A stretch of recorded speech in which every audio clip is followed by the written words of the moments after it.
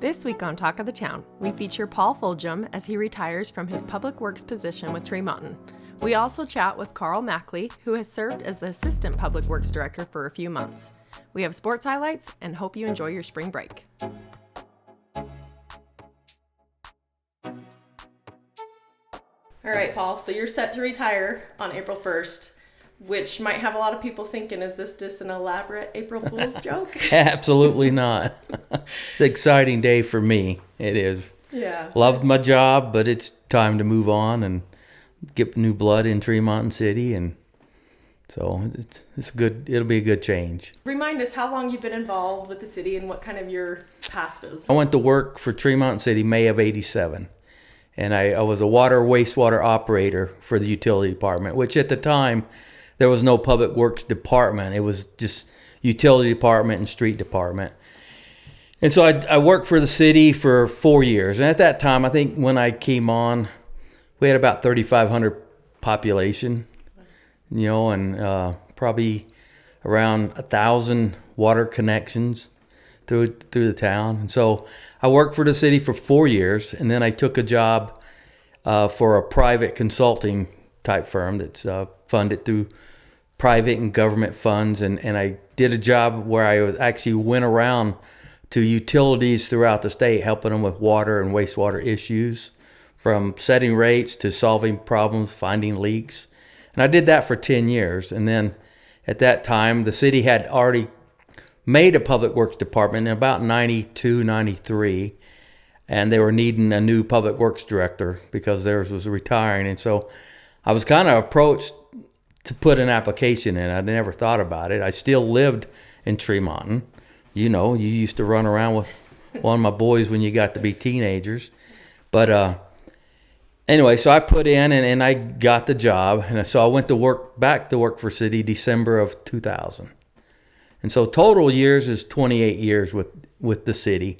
But I've been in Tremonton. I married a local girl, so I moved here in 87, and I've been here ever since and don't see moving away.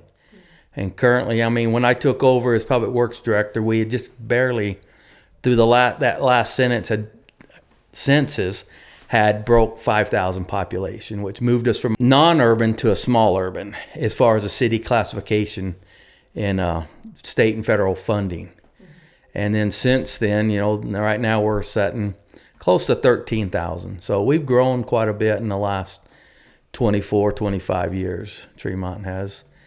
Good or bad, it's just been a ride, and we've tried, as a city, to plan for the future growth. It's hard to plan for everything because you don't know how fast things grow, because you'll get downturns in the economy and things will slow down, and then you get things where it will just explode on you all of a sudden, and you try to be as prepared as you can. I think residents and citizens think you can stop growth. The only way you can stop growth is control all the property and keep it from developing. The state and the government requires, if you're a city, you have to plan for a future. And if you try to impose moratoriums on developers to show that you don't have utilities or stuff, the state can come in and fine you. We try to put as much burden as we can on the developers to pay for their growth, but some things just have to happen. So out of all the projects and different things you've been involved in, what do you think is probably at the top? At the top. We've done lots of projects. First two projects I was over when I took over was the development of Jenny Stevens Park. At the time, it was just a football field that we had put together that following or the previous fall, so they had place play football. Then we were putting a 750,000 gallon storage tank on the west side. But I look at all the projects I've been involved in that has benefited the community in whole, that everybody could participate in, was probably the splash pad project, because it didn't. When they came to the city about having a splash pad, they said, this is a project that will benefit from the youngest one or below to the oldest, 99, 100, because all of them can get out on it and let the water just splash on them. And they were a good group of people to work with. They weren't ever angry over issues. And it gave us an opportunity to build a restroom facility outside of the library at Schumann Park, and then build that splash pad, which I think has benefited the community. Project-wise, as far as utility project, probably, we built during the downturn, we were able to build a 2 million gallon concrete buried water tank that cost us money, but very little compared, because construction was down and people wanted jobs. And so we were able to get really good prices. So we built a 2 million gallon tank for $600,000 concrete, which usually when you start looking at cost of tanks, you're looking at $1 to $1.50 per gallon. So that would be, $2 million. But we did it basically for the cost of concrete, because the contractor wanted and needed work. Treatment plant upgrades at the wastewater facility to handle growth, capacity, and new federal requirements we were able to do. We didn't have to go out and bond for the city. We did it with growth. We did it by increase of utility rates, so that we weren't on the hook for 20, 30, 40 years after we got the project completed. We were able to pay for it up front. And that's how we try to do most of our projects. Some, like secondary, we've had to go out and bond for some of those projects as we increase that capacity and bring more secondary water to the city. But the city's overall goal is not to be in debt. It's like what we probably strive in our own homes. Debt never sleeps. It's always there, and you always owe it. What are some of the things you're going to miss most as you retire? Probably the interaction with my employees. Sometimes they make you want to pull your hair out, but they are good guys, and we have good times together. That's probably going to be my biggest miss. Try to stay involved as much as I can, but new people that take over don't want the old guy hanging around there all the time, because they'll start thinking, well, he's just checking on me. He's checking on me. That's not, and the one thing I've told my employees always, because there's some requirements we have from the state on being certified and having certifications. I've told my employees I've always wanted them to succeed. Don't want to ever hold them back. Your downside of helping them get all these certifications, that, because I've done it myself, other cities will come and try to steal you away, because they know they can hire someone that's already got required certifications and training. But to their advantage, I always tell them, take advantage of everything I can offer you, because down the road it will help you, and it helps the city. You want people that are trained and certified and have a knowledge of what they're supposed to be doing. You don't get rich working for the city, believe it or not, but it is a fulfilling and a satisfying job. It can be. Along those lines of learning everything you can, the city is, I think, pretty upset about losing you. You have a wealth of knowledge. How have you or they tried to get your knowledge on to Carl, who has stepped in as an assistant for now? Yeah. I've tried to pass things to Carl without trying to overwhelm him, because, he's taken on a task that, really should have been a 6-month, but we were having a difficult time finding someone that wanted to be close enough to Tremonton City, because I found people that were willing to take the job, but they didn't want to move. And you can't be a public works director and not be somewhere close to Tremonton City, because you never know how the snow is. If you live in Smithfield or Kaysville, you don't know what the weather's doing in Tremonton. And if we have a water or sewer emergency, you got to have someone that can respond within 10 or 15 minutes. So I really would have liked to had Carl for 6 months. I've had him for 2.5 months, and I really, he'll tell you, I stress when he first come on, let's get you your certifications, because he had never been involved in the wastewater side of things. You'll find out he was an engineer, so he has knowledge, but that was our goal, and that's worked out good. And so then I've been dumping other things on him, and also helping spread out some of the supervisors of the other departments, things that I've been doing that I've been able to pass on to them, things that I had taken on as other people had left. And so hopefully when he takes over, which he's already taken over probably 75, if not 90% of what I do. I've kind of just let him have it. He'll be set and ready to go. The city won't miss a beat, and I don't think the city will miss a beat, And it gives new eyes, new blood, new understanding, younger, different mindset. So I'm kind of old school. A big issue for the city is future water development, and he'll have some of that knowledge there to help bring that along. Plus, he managed the Water Conservancy District down in Brigham for 5 or 6 years, so he's got management background. I think he's well qualified for what the city's going to need for the future. And what are going to be some of the things you don't miss? Don't miss the middle of the night calls I get for snow removal, or hey, there's a water coming up in the middle of the road, or hey, this homeowner has a sewer issue, and we go out to find out whether it's our issue or not. I won't miss those phone calls, and I'll be frank, I won't miss ignorant people being rude to me just because of who I work for, and thinking that, okay, you work for me, you're overpaid, you're underworked. I won't miss those things. I'm not quitting because I'm tired of working. I love working. I think it keeps you young and vibrant and stuff. I like that, but just things get tiring on you, I mean, I know you've been to some of those city meetings and seen that, and people need to express themselves, but they need to also understand why things happen, and it's usually not padding someone's pocketbook like they'll accuse, but most general city managers, city council, public works has the best interest of our city in mind when they do things. I've loved my job. It's been a good career. When I made the change, my oldest was 14. My other job required me to travel 3 to 4 weeks out of the month, and 3 to 4 days out of the week, because I was all over the state of Utah, wherever there was issues. And it was time for me to get back home. Believe me, that first couple of years, I'm like, oh, why did I do that? Because it was a great job. I was the guy in the white hat that showed up to help solve problems. And then I came to the city, and then start getting phone calls in the middle of the night. But it's been a good ride, and it's been a good career. But I do look forward to retirement, doing what I want and can do. And did you want to mention any of that? Any big plans you and Tina have? I don't really. I mean, I've got a commitment on a couple boards for a year and a half. After that, we'll be going on some missions for the LDS church. That's what we like.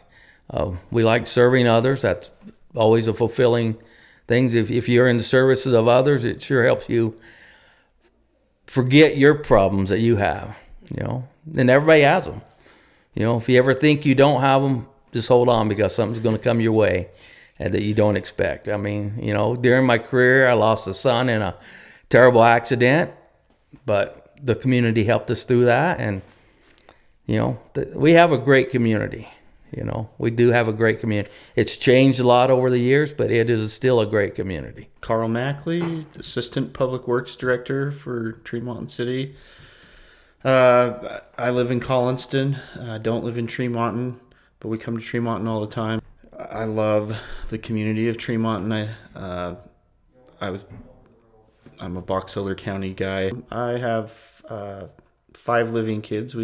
Similar to Paul, we lost a child, although his was a lot older. We lost ours at a month old back in 2011. My oldest he'll be 19 here in May, and have 2 girls that attend Bear River High School. They're dang cute. I worry about boys a lot. I got 2 younger boys. One is 12, and the other will be 10.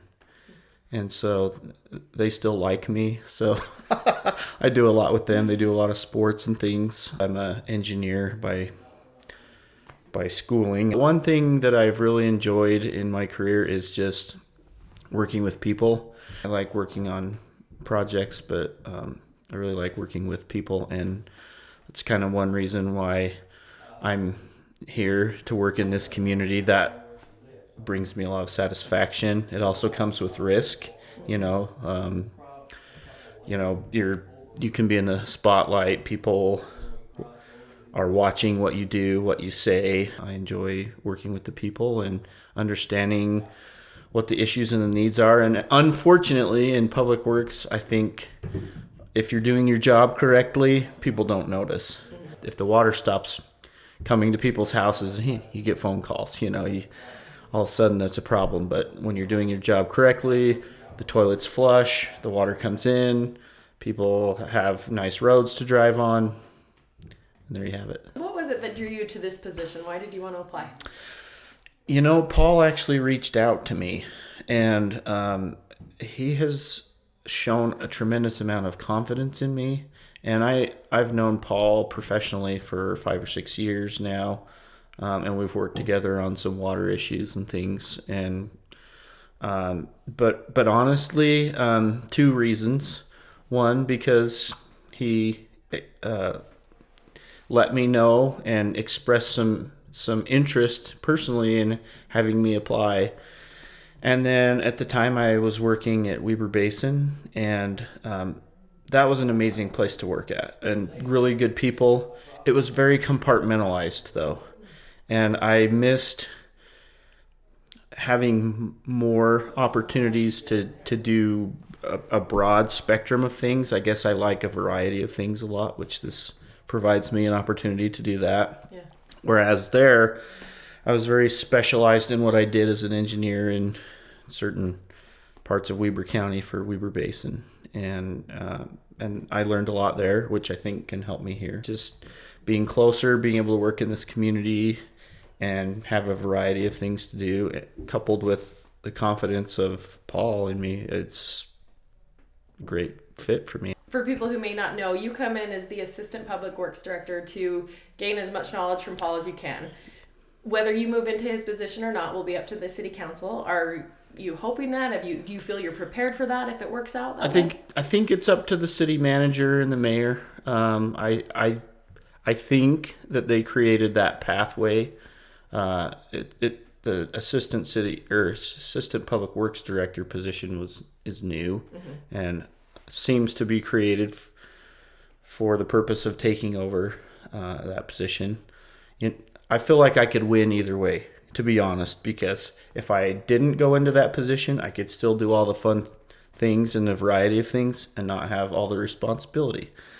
But if I do fill in that position, then I can have the freedom to use more of my experience and background and work under the direction of the city council and continue onward. So I feel like I knew that, going in, there's not a guarantee that I would necessarily step into his position, but it didn't really matter to me either way. I'm just happy to be in Tremonton City, and actually it's been really fun to work with Paul and get to know him better. And the more I've worked with him, the more I see how organized he is, how well he understands things, and how much history, and there's a lot going on in the city. There's a lot of developments. There's a lot of needs and new things. And so it's pretty exciting, a little bit scary, because I don't have all of those connections yet, but,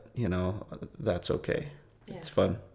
Well, as mentioned, you've only had 2.5 months to kind of take everything in basically from a fire hose, right? Yeah. And like Paul said, the first kind of half of that, or at least the first month, I had to actually take 3 certification exams. I've passed 2 of them. I came really close on the 3rd. I got a 68 out of 70. Oh. And it's a hard exam. I guess most people don't pass it their first time, but I am very close. And so that's a goal, a high priority of mine. At some point, I just need to get that, but there's a whole slew of other responsibilities and day-to-day tasks that need to be addressed. What are you going to miss most about not having Paul there, and how do you guys plan to continue his legacy? I like Paul as a person. He's a great guy, he's fun to be around, and really pretty easygoing guy. Does care a lot about things. I'd love to just tap into his brain, but I can't really do that. So, and he's given me a lot of tools, a lot of information on a hard drive, so the information, things are there, but I still have to learn all those things individually. But what I'm going to miss the most is just him being around. He's just a fun person to get to know. What are some of the things you're looking forward to with projects, the things that you can foresee that you'll get to be involved with? My background is water. I think Tremonton City's done an excellent job because we are very limited on the amount of water that we have here. And the secondary water comes from Bear River Canal Company. A lot of the developments, not just in Tremonton City, but in the valley, the Bear River Valley, are on ground that's traditionally been irrigated by Bear River Canal Company. And so separating culinary and secondary is a huge, huge win for the city. Cost aside, and I think the city's done a good job of trying to control that, but cost aside, the resources are limited. And so there's only very limited amount of pristine groundwater. All the good groundwater has already been developed, kind of thing. And so all the water rights and things that Tremonton City has for that good quality water need to be used for indoor use, and that will prolong that supply. The policy that the city has when property develops to take half that amount in acreage of shares in Bear River Canal Company that we then convert to secondary irrigation prolongs that as well. And so making sure that continues to happen, and then looking into the future and looking to find what will be our next culinary sources, because they're also very limited. I've really enjoyed learning more about the wastewater treatment. There's a lot more to that process, obviously, and that's a good thing than treating our culinary water, because like I said, our culinary water is very good, very pristine. So that's pretty interesting, and there's a lot to learn there. There's just never going to be an end of new things, and even the daily tasks are, not every day is ever really the same, and so it's fun and challenging. And then, is there anything that, cool things that the city should be aware, or citizens should be aware of what Public Works offers? For example, I know they'll pick up your Christmas tree if you put it on the curb. Do you still take cardboard? What are some of the resources people might not be aware of? And I may not know all of those things yet either. We do take cardboard. Currently, the mayor is very strong opinionated on that we do that, and so we follow that. It isn't necessarily convenient for us, but it's okay. We turn it into compost and helps provide a benefit to the citizens that, instead of it going to a landfill, it's recycling in a way. Attend city council meetings, be involved. And then talk to us behind the scenes, if you have questions, if you wonder why something is done a certain way, we're real people too. We a lot of times we do the things that we do for two reasons. One, because it's worked, and two, because it's the way that we know to do things. Sometimes other people see things in a different way, and that can be, people could have a good idea, and sometimes they just need to be made aware of why it is we do certain things, or why it is that we do certain things in a certain way. Talk of the Town is made possible by supportive sponsors who love our community. Show your love by supporting them today.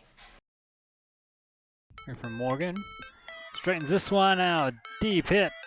Middle land hit the fence. Sends this one out. Another bouncer out. Swinging back over to Morgan. She took the brunt of that one. A slow roller. Runner will score here for Bear River. And the first pitch swung on. Ball gets past and will roll out here to left field.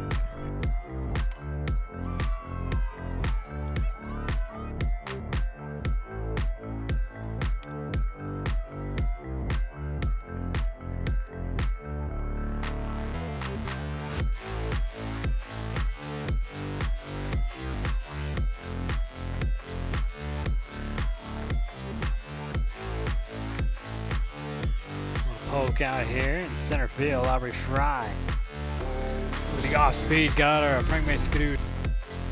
And a Frank Mace-Cadoot steps on the diamond as a good bunt laid down. Quickly picked up in the throw off the mark. A little poke.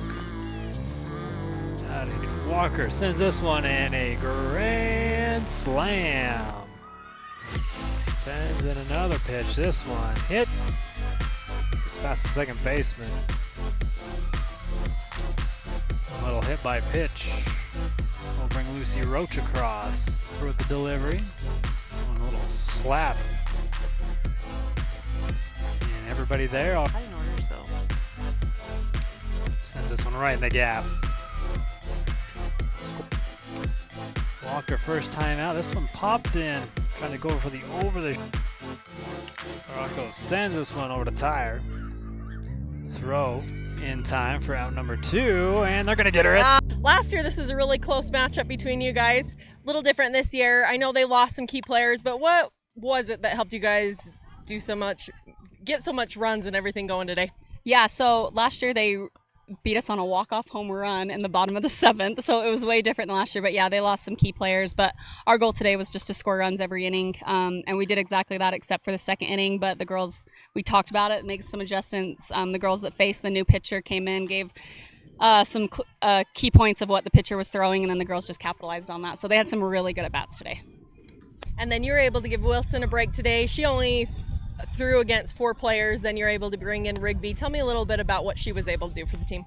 Yeah, it's so good when we can get our younger kids as many innings as we can. Sol came in, and I don't think her changeup was not working a little bit, but then she came in, made adjustments, and that's all we can ask her for our younger pitchers is just to get time so they can work through some of those struggles. But no, she came in and did exactly what we need to, so it's really nice to know that Kate can have some breaks and we can have some other girls eat up some innings.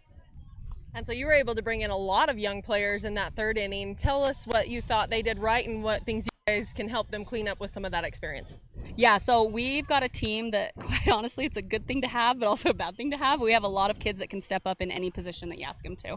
And I think when you put them into a varsity game, it just is a little bit of nerves and whatnot, but once they go in a JV game, they're fine. So just working through those nerves in a varsity game. But no, our team is very deep in certain positions, and it's fun. It's fun to watch them play. So you guys are going on a pretty good winning streak. How do you plan to continue that momentum, and what you guys got coming up? Yeah, so really the girls don't ever talk about winning. They just go on. Like, honestly, they just have fun, and they just trust each other that it's like, keep doing what you're doing. Like, we let them be weird. We let them do whatever they need to do, and they just have fun and do what they need. But going forward, as long as we just have productive at-bats, I mean, we trust Kate in the circle. She can keep us on some low runs, and if we just keep hitting the ball, we're going to be in a good spot. One of your players we're going to give it a shout out today is Ali Aoki. She's your new catcher this year. She battled through not feeling great today. Tell us a little bit about what kind of an asset she is to the team. Yeah, Ali just caught the team cold that's been going around. It was finally her turn. She caught it on Monday, and so she's just been battling through it. But she just said, I was catching, and I felt a little wobbly, and so I'm like, just take a break. But she has done so well. A lot of Kate's success is on Ali. Ali is able to frame and get her some extra pitches. So kudos to that kid, because Ali has worked. So it's been fun to watch her. So you were able to come in and be able to pitch most of the game. Tell us what that was like to be able to get some varsity experience. It was really good. Like Coach Hardy always says, like, one pitch at a time. So I was just trying my best and trying to do it for my team. And you were able to get, I think it was 3 strikeouts. I might have missed a little there at the end, but some strikeouts today. What was that like to be able to just have those great pitches and be able to get the players out? It was really good because I knew I could trust my team behind me, and they were always cheering right behind me. So those really felt good. They did. And then in that last inning, you guys were able to bring in a fresh new face on the field of just young players. What was that like, being able to play with some different girls too? That was awesome. A lot of us just like love to play together, and on the JV team, that was basically the JV team. So it was really fun to play together with them, and it was, yeah, we all tried our best. I know last time we talked to you with Claire, you said your goal was 10 for the season. Mm-hmm. Well, you're at 11? Or 9. What are you? Oh, you're at 9. Yeah. Okay, we thought you had some at Skyview. So you're at 9. Do we need to revamp that goal? Maybe we can make it to 15. My sophomore record was 14, and that's also the school record. So maybe if we could get to 15, that would be cool. I don't know. And so what was that like? I mean, the first home run, beautiful, but what was that like to be able to have bases loaded and get that grand slam? I really wasn't trying to do too much. Like, that's kind of a big thing for me, is just keep it simple, because I don't want to overdo it for my team. So I just try to get some runs in. Happened to go over the fence, so I can't be too mad about it. I was pretty happy. For a while now, you knew that you're headed to Purdue, but what do you do in your last season to really enjoy and have some great memories with this Bear River team before you head off there? Honestly, it's not about the stats anymore. It's just about being here with my team and having a good team culture. I think team culture is what really makes a team great, and I feel like we have a really strong presence in that this year. So honestly, it's just having fun at this point. Tell us a little bit about that team camaraderie, about the relationships you guys have. We're all really close. Last year was a bit of a struggle just because it's all new girls, all new coaches, new program. So this year I feel like we're really settled in and we all trust each other, and we've just had a really great time. It's been a lot of fun. A take and a punch out on a Frank Maskadoo. Nielsen straightens this one out.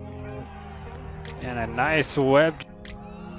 This one popped up high, not going to leave the field. And Brooks Drollinger with a pitch. That's going to be a strike, and a new court steal on the other end of that as Potter gets down.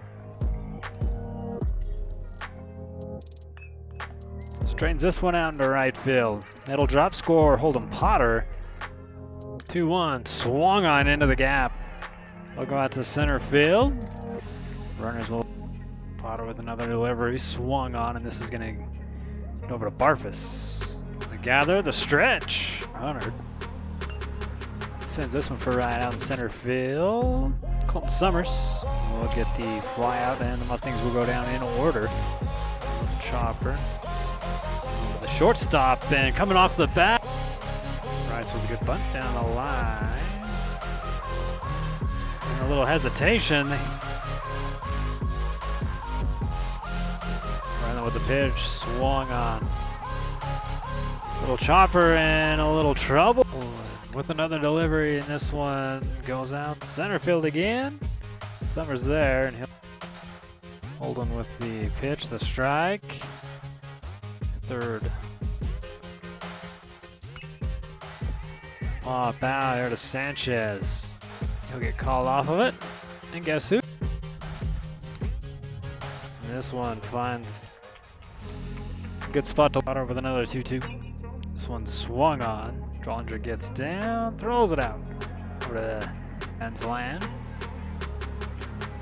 Throw's not going to quite get there, and then a little pickle here. Runner looking to score though. Tries to get back, they're going to tag him out. Barfus sending the back over to Nick Oliverson. Here from Potter, and a little bouncing ball. Get the and a take and a Frank Maskadoo strikeout. Nope. And a deep hit, center field. Colton Summers is doing what he's been doing on payoff pitch. Swung on and hit. Shallow center field, and it's going to drop. Staring right. There's a good shot out center field on a hop. Need him with the 2-1. Potter swung on, and this will get past. The runner's going to score. Oh, coming. And the ball will get past. That'll score a run here for Bear River. Potter will move over to third. Oh, he's going to go for it all. The throw's going to be in time and be out. Shot over here to Barfus. They get out number one. The throw on. Pierce with a swing and a miss. And Frank Maskadoo strike out here for Holden Potter. Jorgensen with not quite reviews of the game. This one is going to land fair. Here for Sam pitch. Nick with a gap shot. And make it strikeout number 7.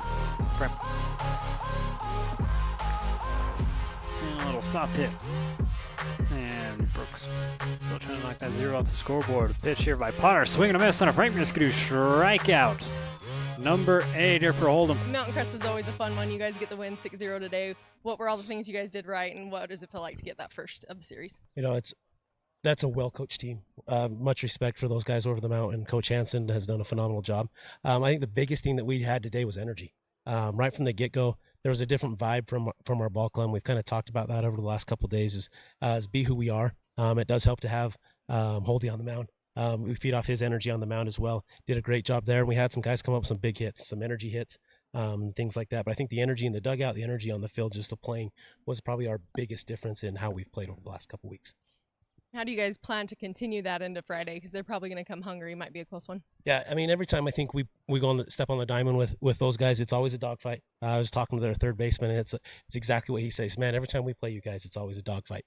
And it's kind of the expectation that we go into. We want to be in those games.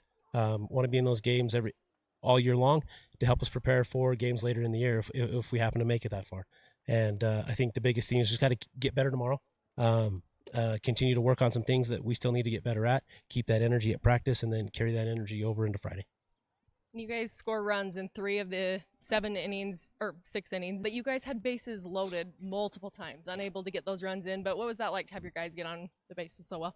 It's really good. I mean, that's one of the best pitchers in the state in our classification. He did a really good job keeping us off balance at times, but I really liked our approach at the plate. I think our guys stayed with doing the things that we had talked about all week, getting ready for this game the last couple of days of practice. And I think that was nice. We're going to get one of those knocks, one of those big knocks. You know, Nick came up with one there in the 6th, was huge. We just got to keep going. It's baseball. And you guys have Mountain Crest again on Friday. And then spring break, you're not taking a break. You're going to have some practice, some games there. Tell us what we can expect there. Got to get the game on Friday first. And then we got a game on Monday, I believe, and it's Wednesday, Thursday of spring break.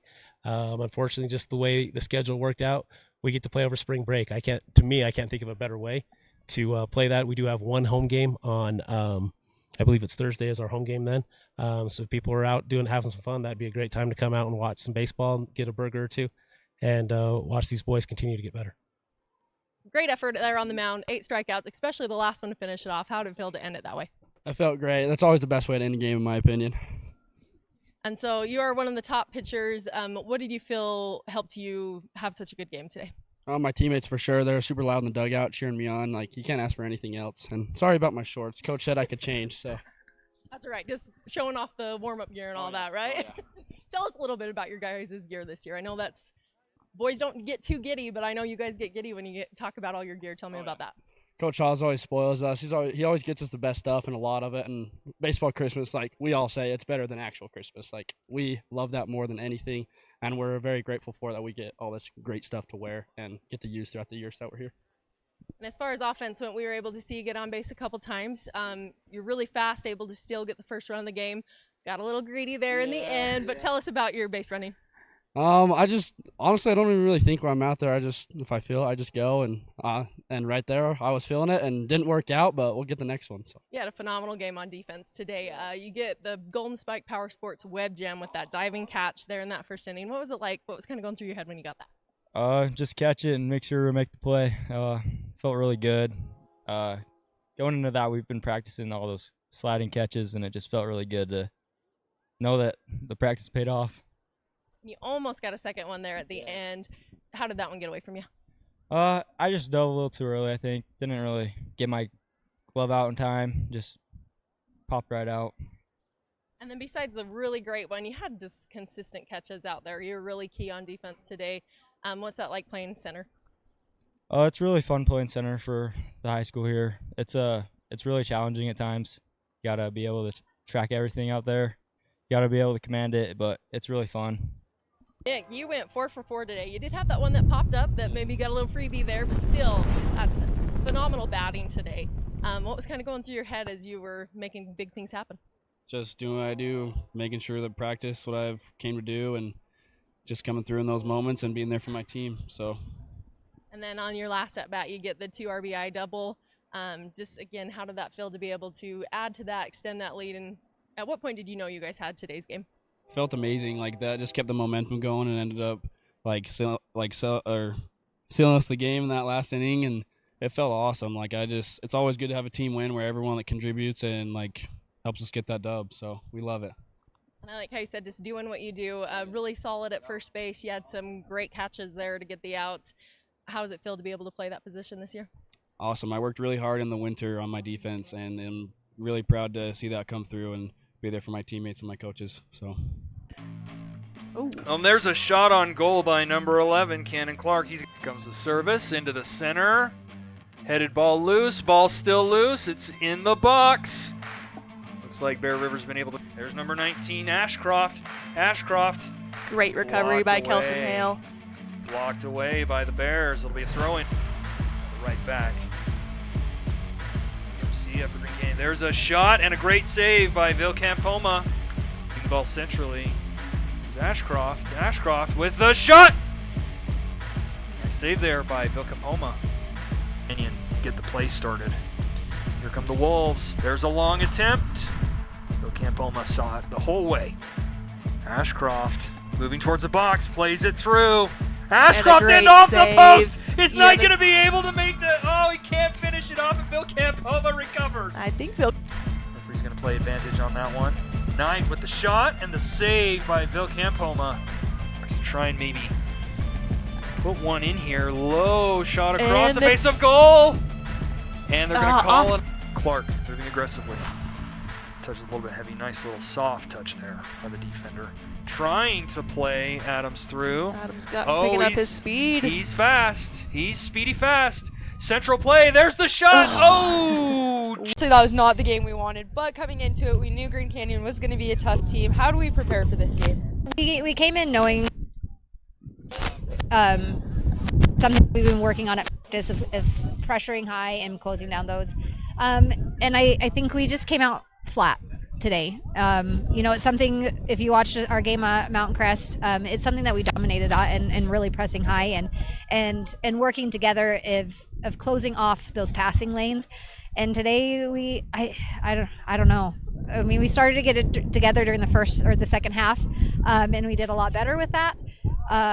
Unfortunately, it was a little too late for us to get it together. It happens, and we learn from it, and we move on, and we come back next game and we do better, and we show them how we really can play, because this isn't the team that we are. How are we going to work on our transitions to better prepare for our next game? Practice. Definitely is something that is different, and I know I've talked about our formation before of getting used to how that works, and that we're not so stuck in, this is my position and I don't move from it. We played that a lot today, of just like, I'm going to stand here, this is the position I play, and then I'm going to pass it on to you, and then you're going to pass it on to the next person, and I'm going to make them run. Where we should be moving all together as a team, so that fluidity goes up the field and the transition as a team, instead of playing block play, kind of foosball play, is kind of what we were playing today. We reverted back to that. Well, we got to stack our back line so we don't let any more in. But when that happens, we don't have that transition, because we don't have any target players to get the ball back to. So it was kind of in that panic mode of our back line pulling in everybody they can to play middle and to play defense, rather than being confident in our own abilities and being able to know how to. We definitely saw that a lot today. That was just a lack of confidence, because we know how to play it. We kind of reverted back to that oh crap play. Popped up. Ball still loose. Wilkinson with the first score in the ball game. Not a little backing off a penalty. His shot up and no good. Rebounded up into the middle. Here's a shot and another goal over Bear River. This time. The shot, the goal. Here he swims past, gets into the middle. Gonna look for a window of opportunity and finds it. Cash Avery with his. Wilkinson cuts the corner. Here's a shot. That's another goal over Bear River. Defense collapses again. Out to Reeder with a shot. And another good stop here by Tyler Owen. Avery. Looking, here's a shot and a goal. Cash Avery. So they go the other way. And another good stop here by Tyler Owen. Sends it into the middle. Here's a shot and a goal. Carson Brown. Lincoln White. Good pass. Tucker with a shot and a goal. Tucker.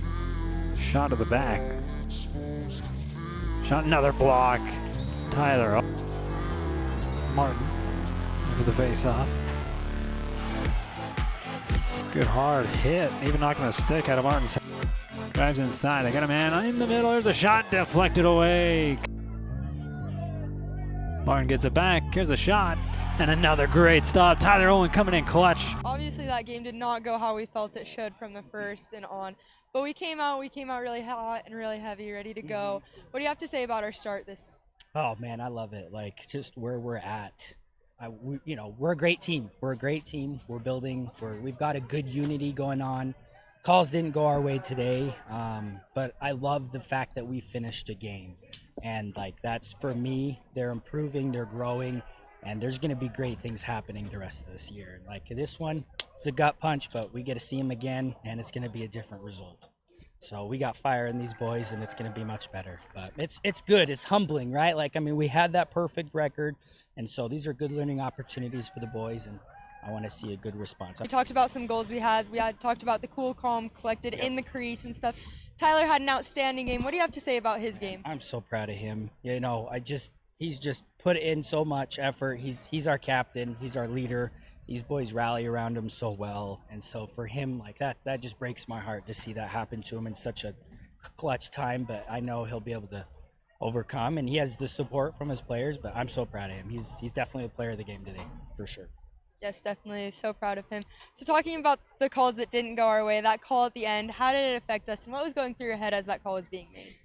Swear word, but anyways, no, I mean, refs do the best they can in the situation they are. Typically, we like having 3 of them so we can see they have a better vantage. But, again, the boys, they responded. They had the stop. It just, with that fast break for them didn't go our way. And I'll give kudos to that kid that got hurt. That was a great shot. So hopefully he'll recover and do well. But, just more fire for us next time.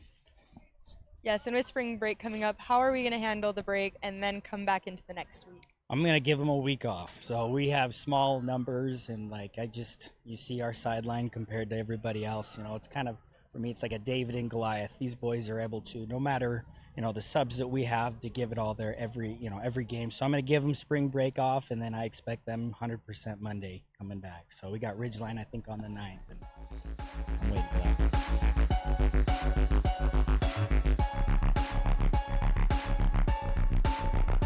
Spring into a new routine that keeps you in the know with your weekly dose of Talk of the Town.